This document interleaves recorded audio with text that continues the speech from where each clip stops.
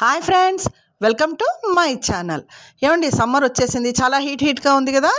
So ఇప్పుడు మనకి important ఏంటండి, మామిడికాయలు బాగా వస్తాయి కదండి. అందుకోసం మామిడికాయలతో వెరైటీస్ అండి. నేనైతే ఒక మంచి పెద్ద కాయ తీసుకొని ముక్కలు పచ్చడి ఎలా పెట్టాలో చూపించేస్తున్నానండి.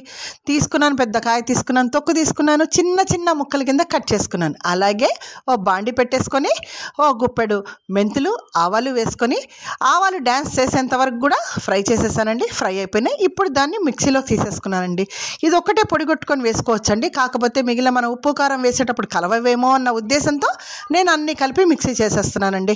దాంట్లో ఏమేమి వేసాను అంటే, అదిగో మనకు పొడి కనపడుతుంది కదండి, అదేంటంటే ఆల్రెడీ మెంతులను, ఆవాలు పొడి, అలాగే ఉప్పు, పసుపు, కొంచెం కారం వేసేసాను. అలాగే ఇంకొంచెం ధనియాల పొడి, జీలకర్ర పొడి కూడా కలిపేసి పొడి చేసేసి అందులో వేసేసానండి.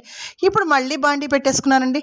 కొంచెం నూనె ఎక్కువ పోసేసాను. పోసి అందులో ఆవాలు వేసి చక్కగా ఇంత ఇంగువ వేసేసాను. అలాగే ఎండుమిరపకాయలు కొంచెం, అంటే కొంచెం మినపప్పు వేసుకొని గుప్పెడంతా ఎల్లిపాయలు కూడా వేసేసానండి. కొంచెం బాగా ఫ్రై అవుతాయి నూనెలో అని చెప్పేసి వేసేసుకున్నానండి. అదిగో నూనె మనకి బాగా కాలి ఆ తర్వాత మనకి ఇగో తిరగమాత వచ్చే అవుట్పుట్ ఇదనమాట.